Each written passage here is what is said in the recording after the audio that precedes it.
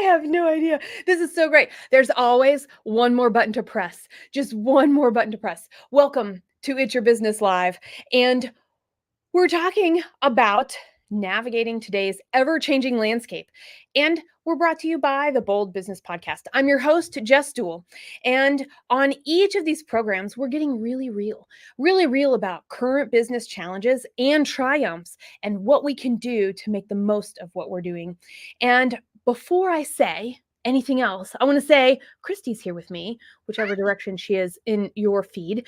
And I'm everywhere. And we're going to introduce ourselves a little bit more in just a moment. So join us. We're going to work on our assertiveness. We're going to work on the dynamicness. We're going to face our challenge and what it takes to run a business today in an ever-changing, fast-paced world. Faster and changing faster than ever before. Let's venture together, and here we go. Okay, Christy, tell us who you are. Christy Maxfield, Purpose First Advisors. We do growth consulting through the lens of succession and exit planning. So we want to plan and grow with the end in mind. And I'm Jess. And when I'm not hosting the Bold Business Podcast, I consult with Red Direction, where we're figuring out the next best step.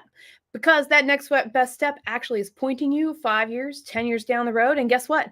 If you don't know where that 10 years is, we don't know what the next step is. So we work backwards from that. Day to day, all the messy awesomeness to have success and failure and just enjoy the ride or look back with fondness on the ride. How about that, Christy? I love it. And I'm writing down messy awesomeness because you like I think I need to start a running list of that should be a t-shirt because I say that way too many times and then forget what it is I was going to put on said piece of clothing.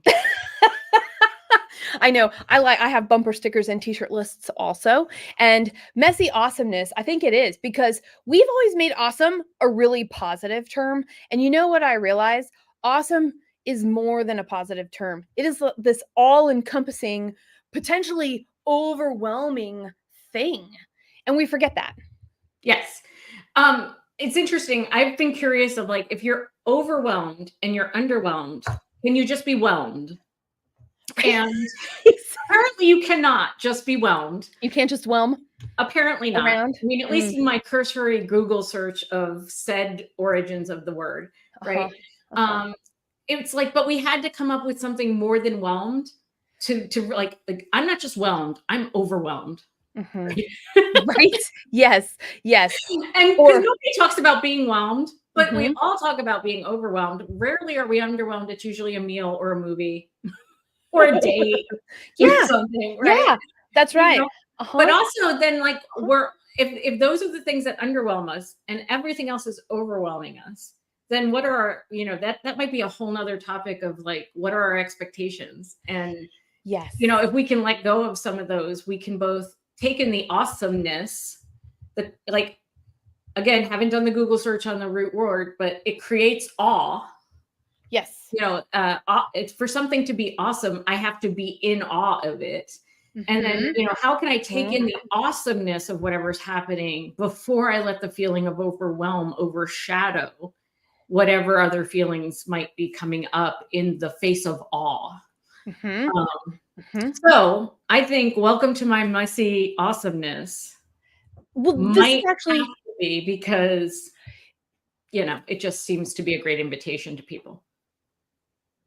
We all have messy awesomeness. And that's actually one of the reasons I think we decided to do this was because when we talk about it and we make it real, it doesn't matter if we're super literal. It doesn't matter if all we want are facts and figures. It doesn't matter if all we're looking for is our lifestyle or we want to nurture other people or we want excellence. What matters is we're trying to figure it out and we need to figure out where other people are so we can communicate effectively.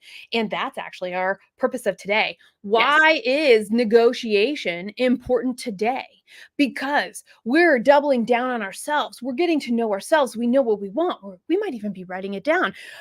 Whatever we're doing, that need to be heard and understood is just as important as taking the time to figure out who you're talking to communicate in a way that can be received in that positive way. And that's that piece of negotiation that I think we miss. We miss it in the reading when we accidentally read between the lines in an email or a text. Oh, yeah. We miss it when, we actually think we're brainstorming and the other person thinks we're bringing solutions, or vice versa.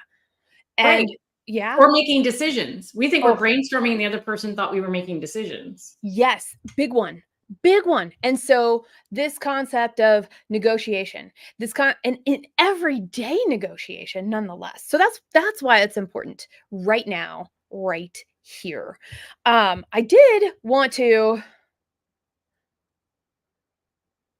we're talking we're talking about a lot of different things. We're going to break it down into 3 sections today. Mhm. And in our first, you know, in our first section, I know we were talking about, and it leads right into, right? What is our now? What are we saying? Is it being received? So we have to pause and consider the other person or people to know how to communicate with them to get that reciprocity. And Yeah. it's almost counterintuitive because we are in an age where it's like, this is me, take me or leave me as I am. And that's getting in our way of growing ourselves and our business. Yeah, and I have to say I'm guilty of that. I used to really resist the idea of emotional intelligence because I felt like it was telling me I couldn't be my authentic self and I had to change and morph into something else. And it wasn't until I realized that I could still be my authentic self, but not necessarily share all the parts of my authentic self at the same time, or that I could make a very legitimate and authentic choice on how to communicate my authentic self with the goal of being better understood and better heard. So that it's not that I didn't feel angry, it's that I made the choice not to express what I was feeling in a way that made other people feel angry and upset, because that didn't get me the desired end result of whatever I was trying to come to. And so being curious about myself, being curious about them, and actually asking myself the question of like, so this isn't okay. Mhm. I'm upset. I want a different outcome. How can I show up? How can I communicate? How can I negotiate? How can I ask questions that will get me my desired end result? Right. And when we think about negotiation, we think about it in this I think about it. I'll speak for me. I think about it in this very formal context, like we have entered a negotiation. The truth really is every day I wake up and I navigate and negotiate the different people I'm interacting with, the different situations I'm encountering. I'm always trying to communicate in a way that gets a specific result. And we're going to have lots of resources for you at the end of this, but one of the ones I kind of go to a lot is Chris Voss in his book, Never Split the Difference. Mhm. And he really does define communication as sort of this, negotiation. He defines negotiation as this very intentional form of communication with a very specific desired end result. And if you are successful in your negotiation, you have successfully asked for and received what you were hoping to get. Mhm. Right. And you may not even realize in the course of things that you or the other person with whom you are negotiating doesn't actually want the thing that they are asking for, but it represents and is a pathway to the thing they really need. So, like, if they really need to be heard and understood, but I had to do something to get your attention and to bring you to the table, like hold something or someone hostage, hold a piece of information hostage, Right. hold, putting it in business terms rather than the FBI terms that he uses in the experiment he draws on. I've never actually had to, save somebody from ransom. But, if you think of those extreme cases where you can't split the difference, you can't get like half the hostage and everybody, like, you take half the hostage, I'll take half the hostage, and we'll all just call it a day. I need to get the whole hostage. And honestly, I don't want to incentivize anybody else to do this. So I need to do it with the least amount of trading of resources as possible. Right. So, and if I then go into my business life and I say, somebody's holding something hostage, maybe that's the scenario I'm in. It's not always what I'm negotiating, but they're holding something hostage. Why are they holding it hostage? What do they need from me that they're not getting, that they needed to do this to get my attention? Right. Or we're coming to the table and we're trying to negotiate an outcome. Is it a win-win possibility? That's one strategy, but it's not the only. It's the one we're encouraged. I would think in mainstream parlance, it's get the win-win situation, but there are times where both of us will not actually win. One of us will not leave the table with the thing we came asking for. Yeah. How can we still get to a resolution and move forward from there? That just fascinates me. I mean, I'm not a good practitioner of this, really. I need to practice, practice, practice. But the fact that there are ways we can communicate that could result in somebody leaving the table without the thing they came for and feel good. Chris Voss tells me that's possible. That's like super fascinating to me. Yeah. Yeah, it is. And so I'm thinking about this knowing yourself, right? Yeah. Because to do everything that you were sharing about just now is we have to know who we are and what our guiding principles are. Some Mhm. of us are going to call those principles. Some of us are going to call them pillars. Some of us are going to call them values. You might even have what's a manifesto, right? Whatever that is. I have a manifesto. I like my manifesto. And but I also have values, and my personal values are different than the ones that I have for Red Direction. And I built that way specifically because if I don't know who I am, but I make my personal values my business values as the CEO, that's hard to scale. It's Interesting. very hard to scale. And so every time I want to bring somebody on, every time I want to hire, every time I want to explore a new project, I leave no room for somebody else to fully bring themselves. And so I made a conscious choice. This is one of my negotiation pieces, right? How do I make sure we're all hitching our wagons together and moving in the same direction without limiting somebody else's contribution in their own unique way? So that's Hmm. one form of like day-to-day negotiation. It's also true for my family. My personal values support my family values. I can actually step into and go, "Yep, this is what my family values are, and I feel good and whole here." Versus, well, you're not doing that value, right? What can we do to Right change this way, yeah. behavior? And by the way, that's actually in business too. If they're your own values and you've made them part of your company, then Mhm. what? As you're stepping into this, that's not what this means. How come you're not doing it this way? And it causes this underlying problem. And then you have way more negotiation. And there's also frustration. There's negative emotions. It's not neutral anymore. Definitely not positive. We're working from a negative place where there's more to overcome, which means more time has to be involved, which means things will go slower, which means more things will fail, which means the needle will move or stop more often. Yeah. And so that's where knowing yourself and how you fit in, but how somebody else can also fit in fully, wholly, comfortably, to be courageous and bold, because every single person in a company today, we really do have to be courageous and bold to make any progress and ensure our relevance in the future.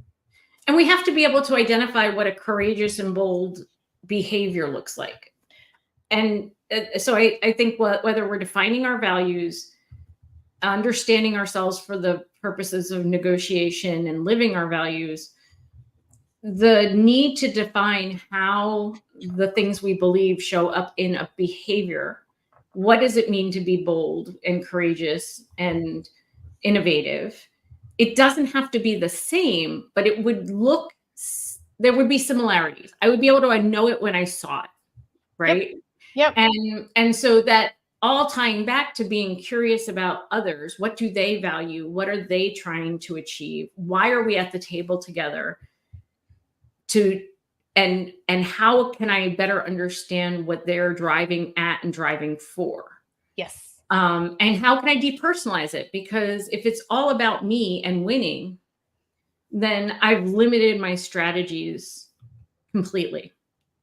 By the way, I'm going to step up and say, yeah, if you're a winner and you got to win, do it now. Create Winfinity. So how does the other person win too? Yeah, it's possible, Right? right? But Yeah. if you winning actually doesn't allow space for them to be Right. winful, if that's a word, as well, then what's the consequence of that? Yep. Does that actually harm some of your long-term goals? Does that irreparably damage the relationship?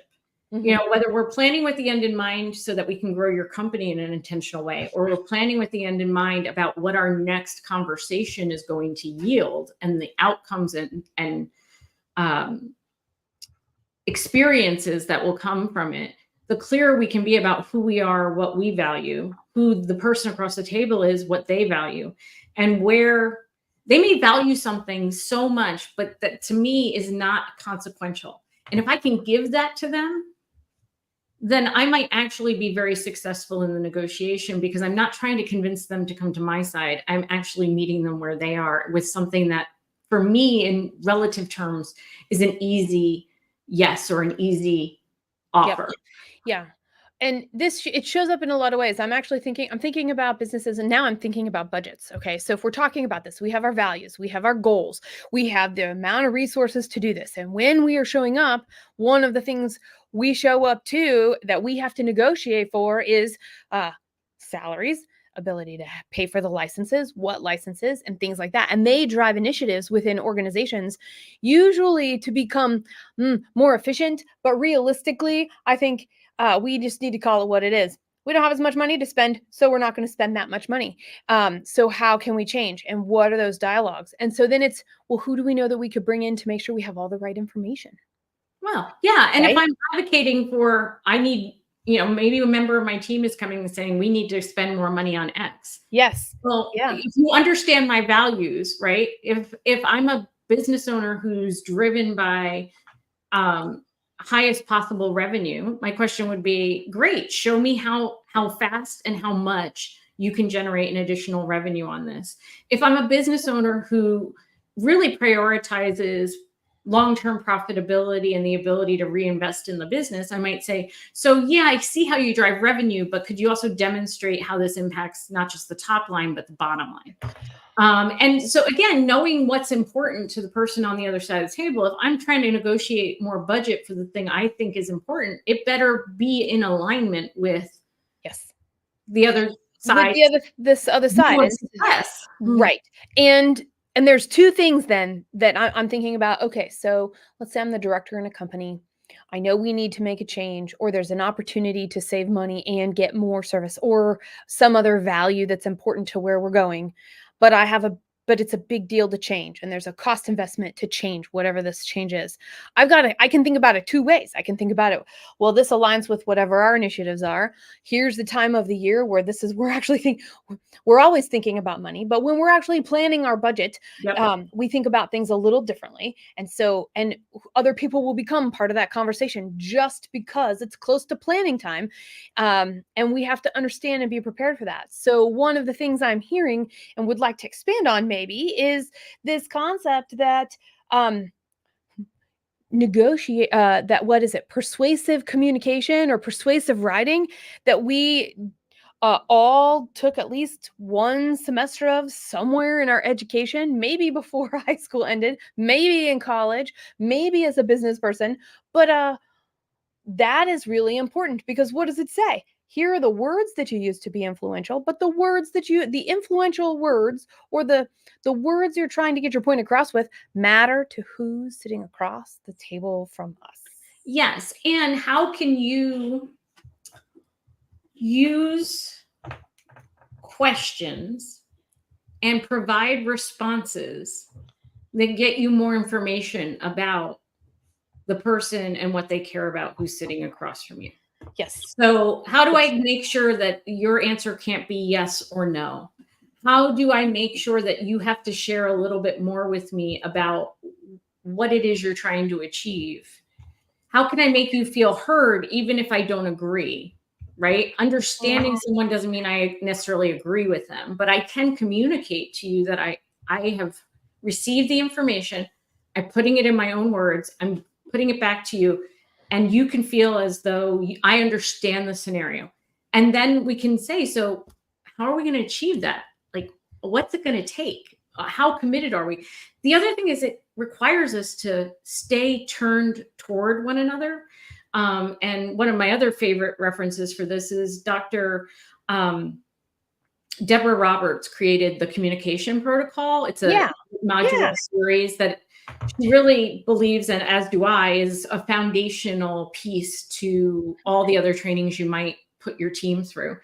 And it's like, how do we communicate with each other, particularly either to avoid conflict or to resolve conflict? Mhm. And it requires that we are in a relationship that is turned toward and not away from each other.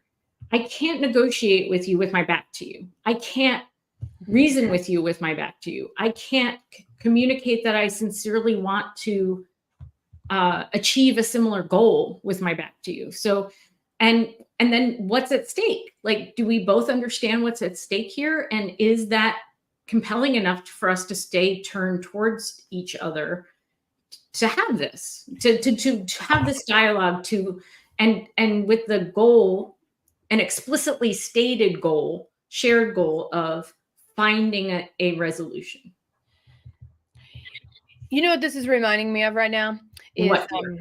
okay, so we're actually bringing in a lot of compassion. We're using a lot of words. We're talking about feelings, and we're talking about understanding people. This is typically outside of what we think about when we think about the facts and the figures and the processes and the systems of business. And this is where the change is happening. The tipping point happened. It's happened in my work lifetime. So Mhm. sometime in the late 90s to now, there has been a tipping point, and we might still kind of be at that centerpiece where we haven't fully tipped yet. We know people are important. We know that this is the way forward. Yet we still choose to be bound by all of those rigid things that tend to go against compassion. And that means compassion in any capacity. I can't have compassion for you because of these rigid things. Or if I have compassion for you, then you're going to perceive me as whatever you're going to perceive me in a negative way.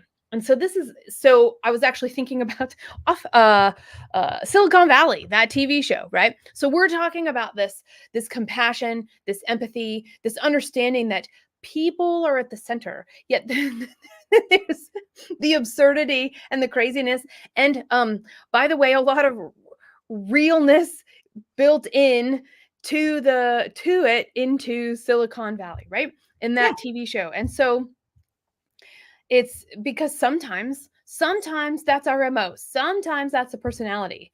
I worked for a CEO who was a win at all costs.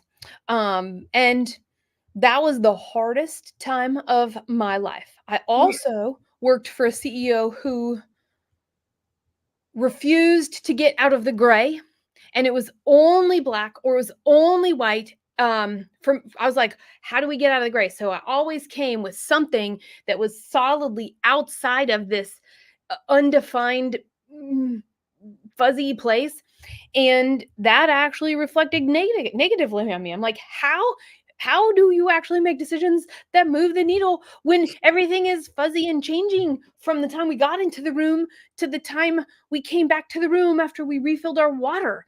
Right. um, Taking a little reflection of what are the things, have we worked for somebody that we really liked or aligned to? Which, by the way, I'm not saying that that CEO who is a win at all costs is a bad CEO. They did a very good job for a very long time. And um, it just wasn't a style I could work well with. I always felt at a deficit. So it was the Mhm. place where I was like, oh, look, I can't bring my whole self here. Oh, look, what am I not doing? Oh, look, there's opportunity being missed because I'm either going to just not go there, I'm not going to try, I don't know how, or I know what the answer is going to be. And Right. by the way, every single time we think of those, that's the clue. It's time to stop and pause, Yeah. because we've been talking, this first section has been about how do we stay curious, know ourselves, be willing to approach others. This second section of our program is about, well, so what do we expect when we're in the room together? Well, yeah, knowing your desired end result, right? Yes. And also, a negotiation isn't necessarily a single conversation. Mhm. It may in fact be an ongoing dialogue where we ask questions and learn more information and can assess where we're going. I think compassion is one way of looking at it, but also empathy. If we're encouraged within those same work cultures of Silicon Valley, or Main Street, to empathize with our customer and understand them and understand what their problem is and talk to them in the language that they use to describe the pains and that they're trying to solve for. Why wouldn't we bring that same empathy into the boardroom or to the negotiating table or to conflict resolution or just general communication, with the idea of, how do I assume good intent? How do I give the benefit of the doubt? How do I clearly state what my desired outcomes are? Not because, usually someone might say, well, don't tip your hand. But if you don't know what I'm trying to achieve, and I don't know what you're trying to achieve, it's going to make our discussion, our negotiation, a whole lot harder. And if we can also agree that negotiation is not necessarily a bad thing. Like, I think it has a stigma of, when I'm negotiating with someone, they're trying to get the most out of me. I'm trying to get the most out of them. It's contentious. There's some animosity. You want to know something? And I'm glad we're talking about negotiation, because I'm thinking about this and I'm thinking, oh, yeah. So let's leave the work here. We're shutting this off and we're going home. And I'm in the kitchen filling up a glass of water after a long day. And my husband says to me, "What do you want to eat for dinner?" And I'm like, So guess what? Neither one of us. This is the negotiation beginning of who's going to decide and then make dinner. Right. So Yes. I want to talk. It's always not bad, but somebody's going to have to give and do the making, just the decision making and the getting, right? The getting of the going and whatever that is. And so I think we have, so recognizing those things of, when do we get into negotiation? Nobody wants to make a decision.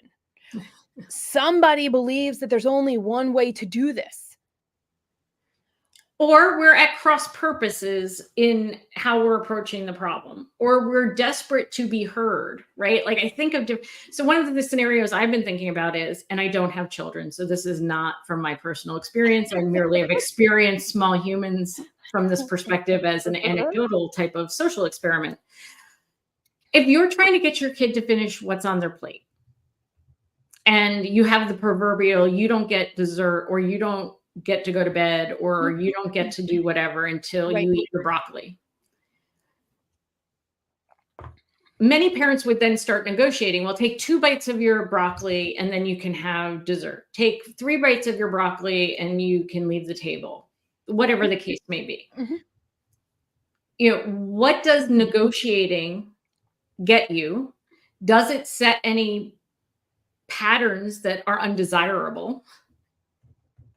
Is it worth negotiating over? What kind of behavior am I trying to influence here? Am I trying to prove that I'm the parent and what I say goes, and you just don't get to do something that is counter to what I've told you have to do? Hi, Mom and Dad. Am I trying to get them to eat more green vegetables because it's good for them, and these are the green vegetables available, and therefore they have to eat it? Am I just trying to impose my tastes upon them and do these things? Is it practical? I don't have a lot of money. I spent money on good, healthy food, and I'll be damned if you throw that in the garbage because I worked really hard to put that on the table for you. Like, there are all sorts, and that's just the parent side. And the kid side is like, my job is to differentiate from you. My job is to test boundaries. My job is to remind you that I'm a fully autonomous human being who relies on you for a lot of things, but damn it, I'm my own person. It's true. Yeah. Well, and I'll do it. I mean, that's exhausting. Well, and so now I know what to expect when you're in the room. Do you even want to be in that negotiation room? Well, right. Is it worth negotiating over this? Which of those things is it more effective for me to then say, okay, you didn't eat the broccoli last time. You're going to go food shopping with me this time. Anything you buy, we both have to agree to eat when we make it.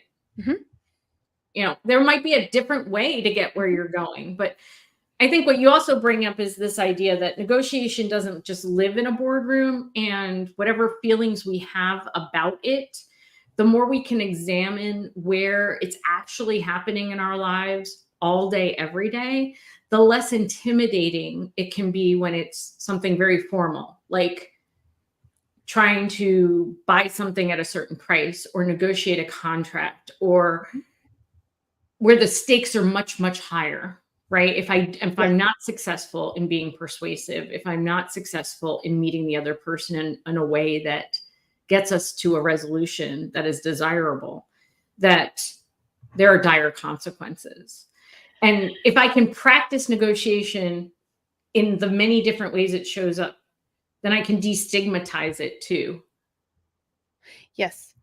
And so what's interesting to me is I got a couple of things that I know will be in the resources. The first is my very first business crush. I saw him in real life at it was actually back then, I think it was Infusionsoft, now it's Keep.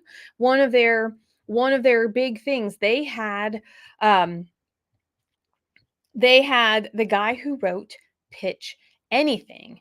And I love him, love everything about him. And the biggest thing to this day, I still remember is negotiations have nothing to do with me. Right. Right. Negotiations have to do with an outcome that's separate of me and separate of the people that I'm working with, communicating with, persuading. And so, who are we talking to? And um, my second biggest takeaway was the majority of the work that Oren Kalaf does is before he ever gets in a room with people. And sometimes the goal doesn't even have to be in the room. It can be conversations leading up to the room that change these things. So it's all in the preparation, and it's all understanding who you're talking to and what their goals are. And he's coming from an investment perspective. So put money into this to do this thing, right? So you've got people who only want a return. You've got people who want to make an impact. You've got people who say they care about one thing, but actually make decisions based off of something else. And that research about each person that's involved in the decision making, maybe if you want it to be the upper hand or to have all the information, that's great, because there is value in having information. And the more information that you are armed with and prepared with and understand, the less likely there is to be sideways conversations or triggers from us as we're having these conversations. And Yeah. so I think about what Oren was talking about, and that's a huge one in that, right? The Pitch Anything. But then what's even funnier is I was like, I woke up this morning, I'm like, there's another book. There's another book that I loved. And it's called, this one I actually have. My Pitch Anything book is not with me here. It is in a different location. I do have it and I do recommend it. But this one is the What They Don't Teach You at Harvard Business School. By the way, this was written in 1984. I do believe they teach some of these in Harvard business classes now at the time, and Just because all it's the old doesn't mean it's actually out of date. time Some things through actually do work still. 2010, I think, is it. And by the way, how there are going to be many people out there that aren't going to take a Harvard Business School class, but would still like the information, hands down. I read it. I probably read it in the. I would have actually the sale of my first company. So it would have been which was in 90. Was that in 99? So I would have written it. I would have read this between 1998 and 2001. Okay, Okay. that's the time frame. I was in my not almost 20s. How about that? Yeah, you were a young pup. I was a yeah, I was a youngin. And there were two things that came up because we think about this, right? One of the things we think about negotiation is that we have to be quick on our feet. And we know that's a myth, by the way, but we're quick on our feet if we've prepared. So the thing is, where are we spending the time? Are we spending the time to think and process in the moment and maybe utilize silence and pacing of the conversation? Or are we going to do all of the research ahead of time so that based off of what's coming in, we have something then to filter through to see, what's that? How do we make progress? How do we get to where we're trying to go? And he talks about thinking on your feet the exact same way. Is people are getting lucky. They know what to say. They can think on their feet because they've taken the time to decide, what's my goal? What are the outcomes that would be good for us? What are the outcomes that would be detrimental for us? And then that leaves a whole bunch of things in the middle for us to work toward. Yeah. And oh, go ahead. No, I was just thinking too, like, and maybe you can't think quick on your feet. Chris Voss, who I have a fangirl crush on, would say, like, what are there certain phrases that you can get comfortable saying that will actually create more of that space for you? So, like, Mhm. how can I do that? Right? Like, if you turn back the phrase on, if you respond to what the request is with, how can I do that? You actually get the other person to think about that question, right? Which in a negotiation, it's not actually their job, right? Unless you make it their job. And if you make it their job, then they're going to co-create a solution with you versus say, this is the solution we have to have. So are there even some phrases that you can get comfortable with using, knowing that they're going to open up more space? And that's really what you need. You need more space. You need the other person to think about things differently. And you need to create the opportunity for them to reconsider what it is that they've put before you. And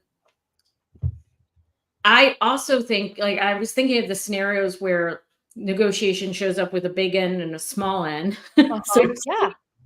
And when we get prepared for a prospective client meeting, Uh-huh. one of the things that I find owners sometimes and salespeople tend to do is to try and intuit what they should have prepared versus looking at it as the first in a series of conversations that help you gather information to make the right pitch. So, if in the context of pitch anything, then how can I have a conversation that reveals what's most important to you?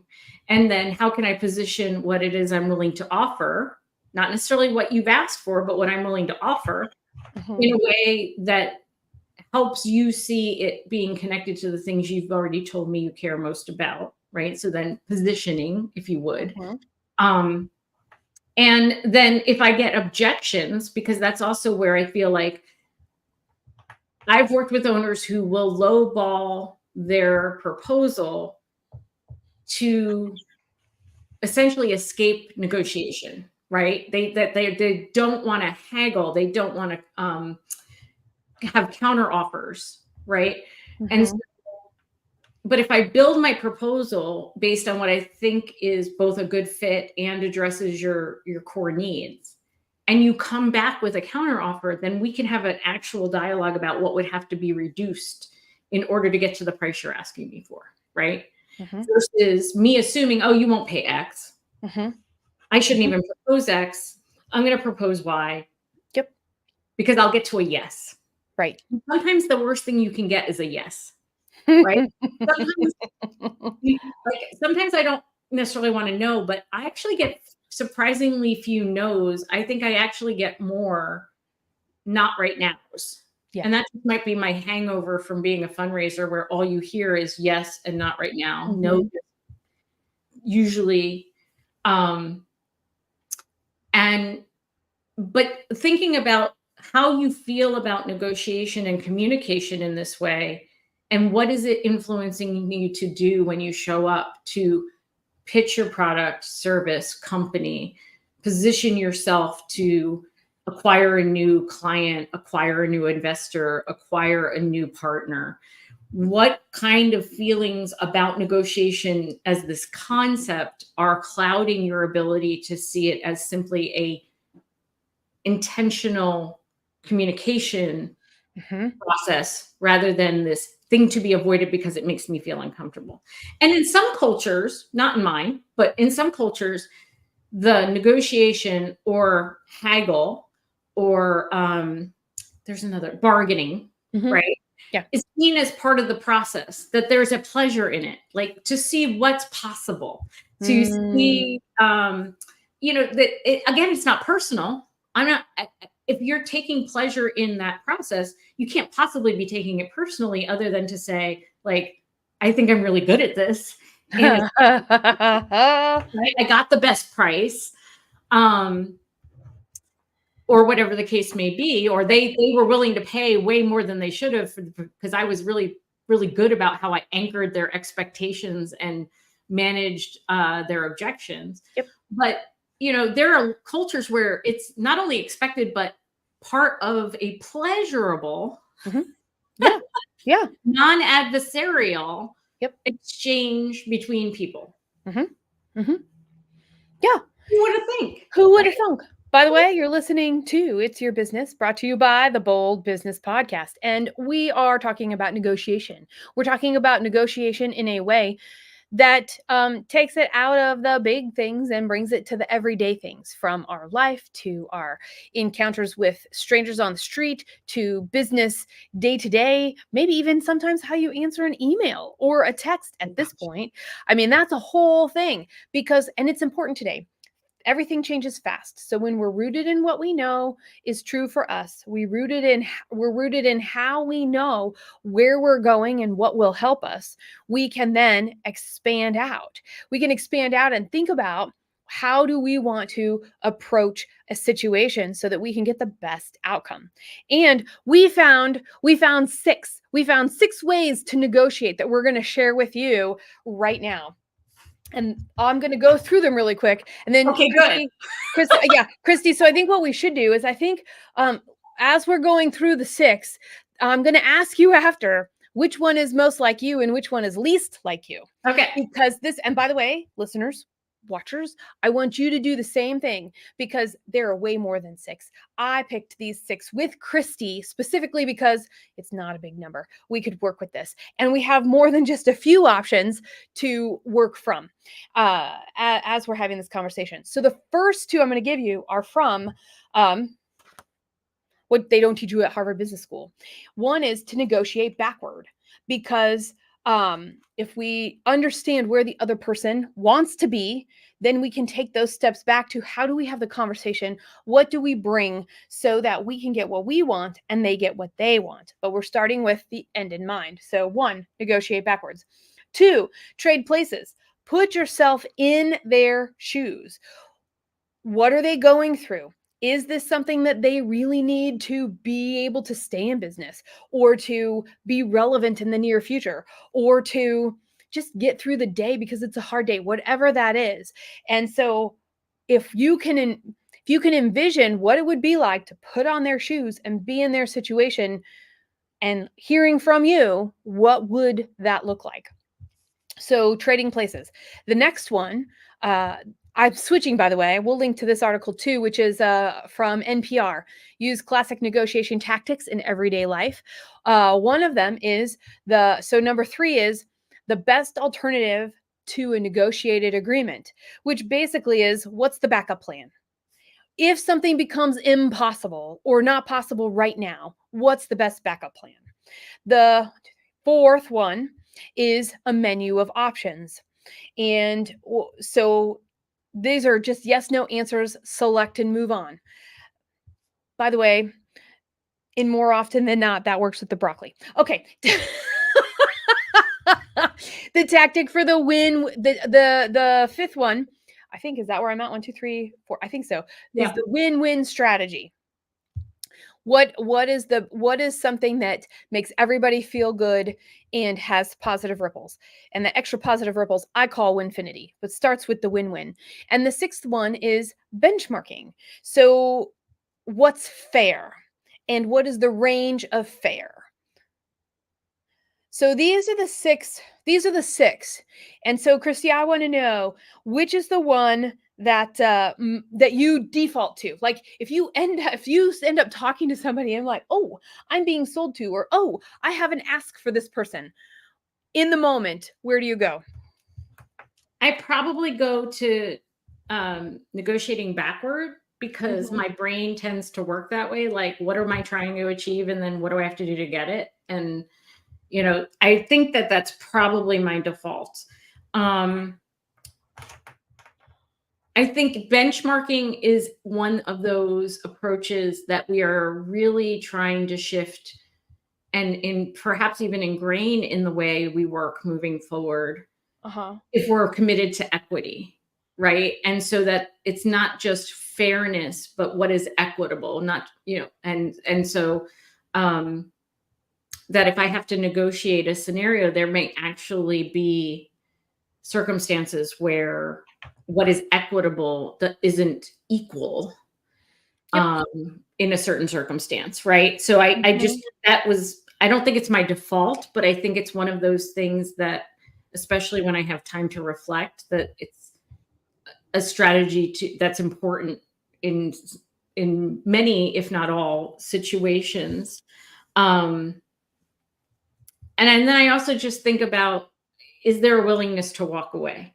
So kind of going back to the idea that one of the reasons why we might try to avoid scenarios in which we feel like we have to negotiate is because we feel vulnerable in those. Like if I make you an offer and you come back and say, well, can you do it for $10,000 less? Mhm. That you're going to, this idea that, well, getting 10,000 instead of 20,000 is better than having nothing.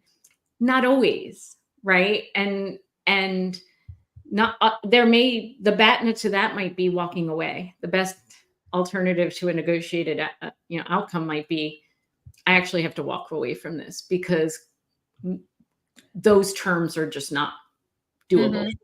Uh-huh. Which brings in all sorts of other feelings that we grapple with as owners and folks who are, constantly trying to build and establish the ability of our company to thrive. Um, they're getting comfortable with the fact that there's going to be a scenario, if we're really doing what we're doing well, there Yeah. are probably going to be some scenarios where we walk away rather than, uh, try to find any of these alternatives. I'm gonna start with the one I use least, or it doesn't occur to me, and it's the Banta, the best alternative. Because because I quickly am like, okay, we all need more information, or we all need a breather, right? Because sometimes we come to a place where I'm in a room and I'm like, I don't have enough information, or enough has been shared. I'd like to regroup. I can also sometimes tell that on somebody else's face.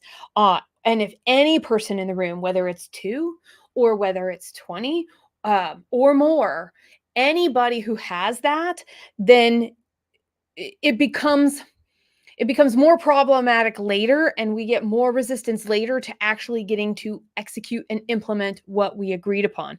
So while I like the idea of Banta, it's my least go to, only because sometimes we just need a break. We need to like go to our separate corners and regroup a little bit, or have a halftime. And that halftime could be more than 10 minutes or 15 minutes or whatever it is, right? Definitely more than the seventh inning stretch in baseball. And so that's my thought about that. But my go-to is actually not win-win. I talk What about is infinity all the time, but it's not win-win. It's benchmarking. What's the acceptable range to what's neutral, what's super positive, where do we get to negative, and what is that range? And I'm usually in that place, and that's my go-to specifically because those are the situations where I'm a consultant. I'm paid to be there and observe and see. So I am doing a lot of research. I'm looking at everything that's happening. I'm listening to everybody. But my preparation is, well, what's the benchmark? And then when we get in, other strategies may be part of that, and something may bubble to the top to get us to the end goal. But I'm all in, even this is even at home too. When I'm doing planning for Red Direction, when I'm in a room with clients and other people, when I'm negotiating vegetables with my son, or myself. Can I be real with you? Or negotiating vegetables with myself. Um, Benchmarking, and then. Well, 2 to 3 servings a day is probably a good benchmark to work by, and, Oh, like, yeah, but it gives you an idea too, if part of what you're trying to do is evaluate the offer on the other side of the table, yeah. And of what sits well, right? in And I'm a comparison to what? If my instinct tells me I don't like any of it, yeah, but the data tells me that in all otherwise. likelihood doing X is Yeah, better than not doing anything at all. that's right. Yeah, and I think that's, you know, I'm looking at the list Yeah. we just went down, and I'm thinking, some of those are strategies, some of those are desired outcomes, some of those. all of them are thinking through what's the best way to have this conversation so I get the result I want. Yep. Yep. And so, and I was thinking about this, right? As we were preparing for this, I was like, "Oh, look, head, heart, gut. I'm a gut girl." So to your point, if it feels wrong, I'm happily will walk away. Right. Or how about not happily? I will willingly walk away forever for a break. It doesn't to be determined. But I do know that I think that if we're head people, if we're heart people, if we're gut people, these tactics actually help us bring in the other ones as well. Yes, Mhm. absolutely. I mean, with those having different ways of knowing and relying on different sources of information to inform your decisions and how you choose to show up and communicate and what you're willing to do or not do. I mean, that's all part of what we do when we have these conversations is sort of reveal that it's not just one thing, right? Like Right. negotiation can't live in isolation from other forms of communication. And Mhm. prioritizing your work can't live in isolation from what is your goal setting and how are you or are you clear on your vision, which can't live in isolation from what kind of resources do I have to execute this, right?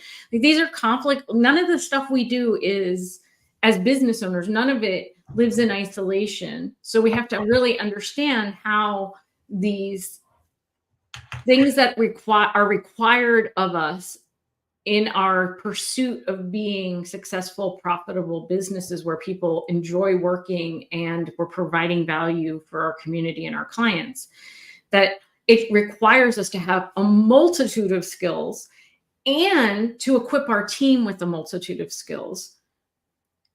And however communication shows up, whether we call it negotiation or how, conflict resolution or um, any of it, right? Mhm.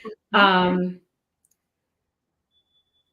understanding why we feel the way we feel and understanding why we say what we say and understanding um, what is better heard and what is better uh, received, all of that helps us and all of it helps us be better business owners, leaders, contributors to our company, to our community, to our families.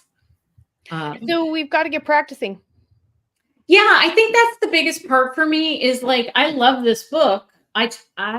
Whenever and when negotiation comes up, that's the Yeah. first one I pick up. It's the first one I tell somebody else to read.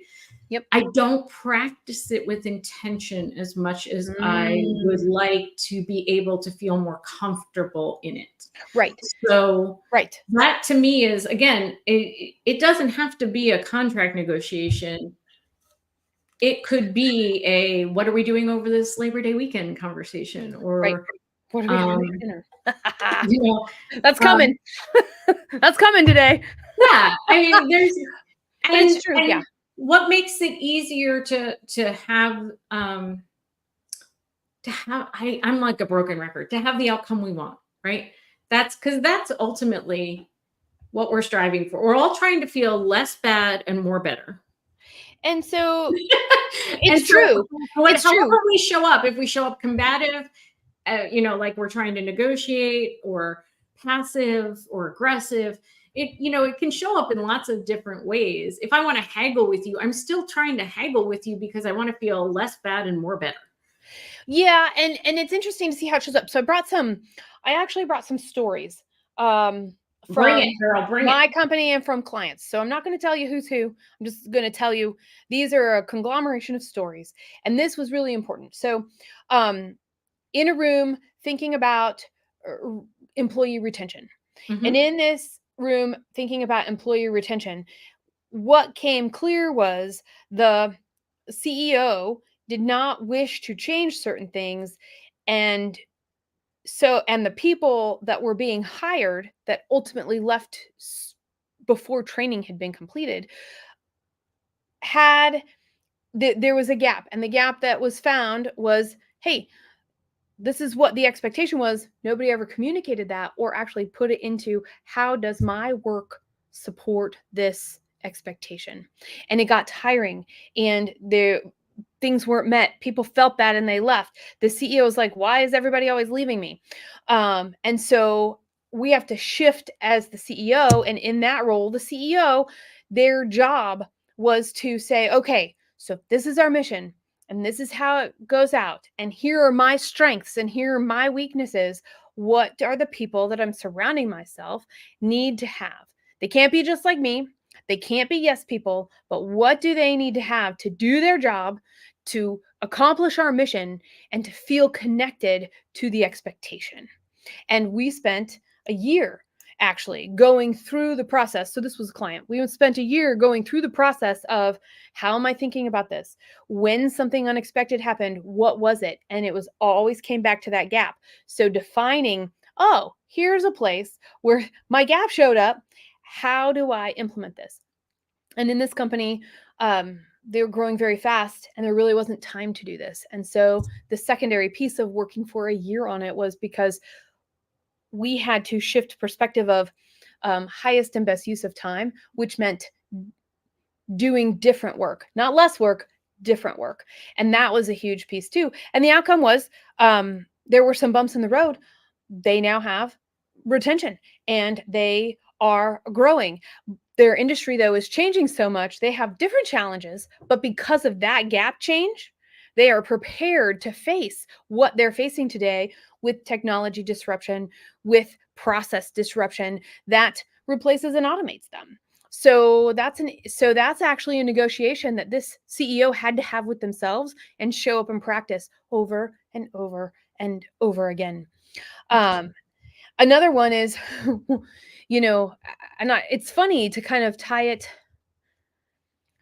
We have to tie it to how we actually make money too. And so what's the negotiation? I can do all this. We seem to be able to afford it. The books say we're making money, but are we? And how is that money? And so what are we looking at? And so in another scenario, the CEO had to learn, what is each role? What do they contribute? And how do we tie this to outcomes, money or otherwise? Doesn't matter what the outcomes are, but that they are measurable in some way. And then once those outcomes were measurable, now we can actually have conversations and negotiations of, when somebody wants a raise, we can have conversations about the metrics because we have data and we see the data and they see the data, and it allows us to have a really good conversation. And sometimes, it makes sense to give raises and sometimes it doesn't. Doesn't mean you shouldn't ask. It just means sometimes it does and sometimes it doesn't. So there's a case to be made, right? The negotiation on one side, but there's also the, nobody's asked for a raise. I feel like I need to give a raise. So now what? So yes, we tend to put it on the employee there, but I'm going to also include the other piece of that, because in this particular scenario, it was, how do we pay our people more? How do we know we can pay our people more without accidentally putting ourselves in a bad situation? And that took, it took 3 months to fully understand, and it took 5 employee conversations to really feel like it became part of the culture. And then it's just the way things are done, and with always the opportunity of messy awesomeness shaping it every single time. I was going to bring it back in no matter what. I love it. No, that's wonderful. And the story that makes me think of is, oftentimes I think employees approach their presentation of new ideas as a negotiation. Mhm. Because again, kind of goes back to that persuasive piece. And the you as an owner, you as a leader, don't necessarily have to um, agree with the proposition, but are there ways to get them to understand what you need the choice to achieve? So, for example, um, one of your senior managers says, we should take what Christy does, we should package it, we should go sell it. What she does should be making us more money. There are people who want to buy what she's selling. Now, I can make this decision. I can take this input and do a lot of things with it. My gut says, yeah, that makes sense. That's a really good thing she does. It's got to be more sellable. There's got to be more buyers for this than just the people we've already sold it to. Mhm. But I ask you to come back with, so what's your top 10 prospect list for who would we go out and sell it and how would we sell it to them? Right. Yeah. Um, and that's your job as the person who's brought this idea or proposition to me. And my job, it might be to go and look and say, if I were to make this choice, make this person full time, dedicate more resources to this, spend more time trying to sell this, what does that do to my profitability, and how much more new business would this have to generate in order for this to be a good decision, right? Mm-hmm. So that it's not a yes or no, it's not a binary of we should or we shouldn't, but then what kind of evidence do I need to demonstrate the efficacy of the choice we're making, again, to Yeah. get to a desired outcome? Is the desired outcome simply to make sure as a senior manager that I have more revenue this quarter so I get my bonus? Or is the goal to improve overall profitability and maximize the use of current resources and things we know are working in one space to the other, right? Yep. Again, I may come to the table with different approach and a different desired outcome depending on what my position in that conversation is. So the bottom line here is negotiation showing up in your life all day, every Yep. day, just like That's right. politics is, not the politics with the big P, but the politics with the small p of like, you got to ask for this in this way in order to be able to get that from this person, and make sure you show up with their favorite dessert if you want to ask so and so to do such and such, right? Like we Yeah. negotiate and understand sort of who needs to know what and when and how in order for everything to move smoothly. That's politics. That's negotiation. Mm-hmm. Those are the things most of us say, I don't want any part of that. Yeah. Yeah. Truth is, it's happening all day, every day. The more you can recognize what it is to reduce the drama, Yeah. the Yeah. more successful you can be at what you're trying to do. Okay, so what's your biggest takeaway? Oh, my biggest takeaway. I think the biggest thing is remembering that negotiation is a specific type of communication, nothing more and nothing less. That there are some specific tools and techniques you can use to try and get the outcome that you desire. But it's all about understanding yourself, what you're trying to achieve, what the person you're having this negotiation with is trying to achieve, and keeping your eye on the prize.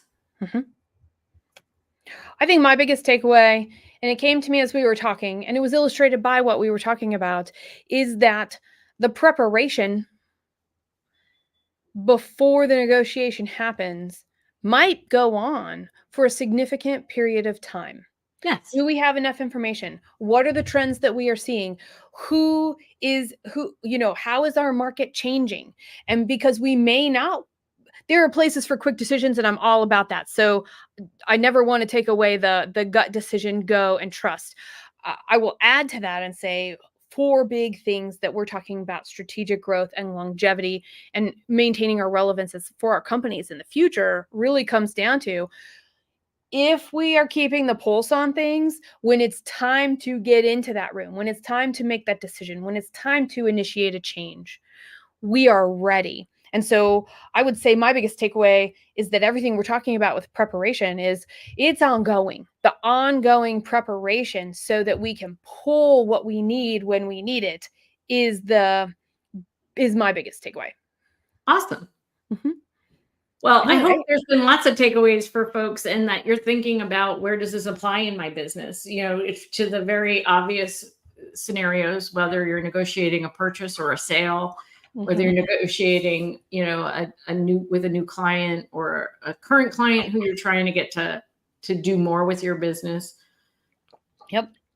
With your employees, with yourself, with your family, that these strategies have been helpful. Yeah. Thanks for joining us for this It's Your Business, brought to you by the Bold Business podcast. Until next time.